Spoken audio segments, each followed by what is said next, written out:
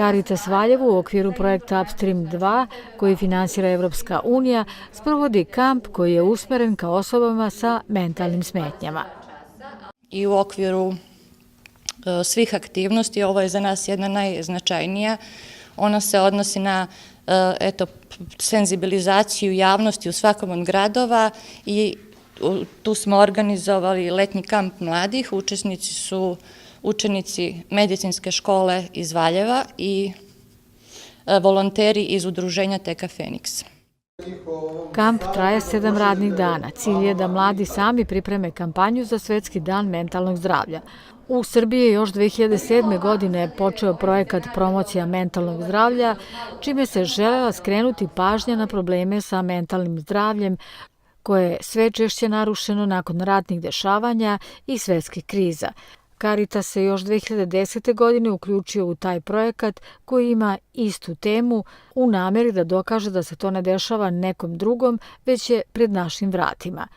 U tu svrhu je osnovano i udruženje TK Feniks iz Tuzle. Ono je u međuvremenu učinilo i dodatne napore da se unapredi kvalitet usluga. Premda smo kao udruženje do sada imali priliku da razmjenjujemo svoje iskustva sa srodnim organizacijama i onim koje su željele da pokrenu nešto slično u svojim zemljama i van Bosne i Hercegovine, naročito nam je drago što smo sad u prilici da preuzmemo neka iskustva iz Valjeva kada je u pitanju pružanje podrške našim službama u pružanju usluge kućnih posjeta korisnicima usluge o mentalnom zdravlju, kao i da podijelimo vlastita iskustva u organizovanju korisnika u udruženja, čime se postiže veliki broj koristi. Ne samo za same korisnike, već i za društvo u cjelini. Kada razmislimo samo kolike uštede se na taj način ostvaruju. Na primjer, imamo nekoliko korisnika koji su uključeni u rad udruženja Feniks, koji od osnivanja nisu bili hospitalizovani, dok su ranije to bili redovno.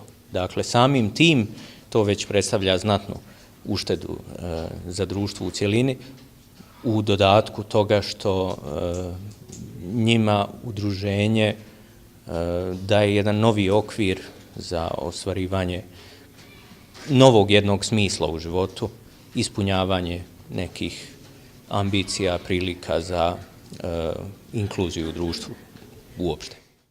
Stefan Veselinović, učenik 4. razreda medicinske škole u Valjevu, je prvi put na ovakvom kampu i smatra da je ovo veoma važno iskustvo u njegovom životu. Družimo se ovde sa učenicima iz Tuzle i sem što smišljamo kampanju za 10. oktobar, za Svetski dan mentalnog zdravlja, mi se i družimo i zajedno radimo na tom projektu, na tom spremanju kampanje za 10. oktobar.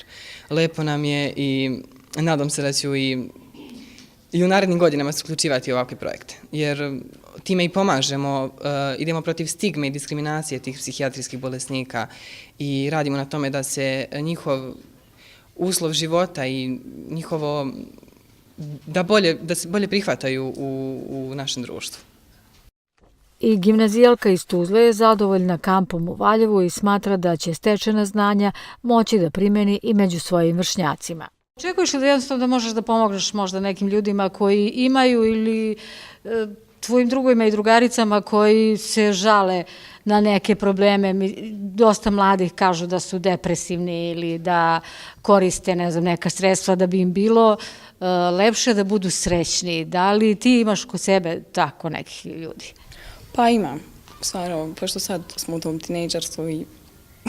Da, i pretpostavljam da ćeš nešto sa ovog ovde skupa moći da iskoristiš kad dođeš u to. Pa hoću stvarno, jer sam stvarno naučila novi stvari o svemu.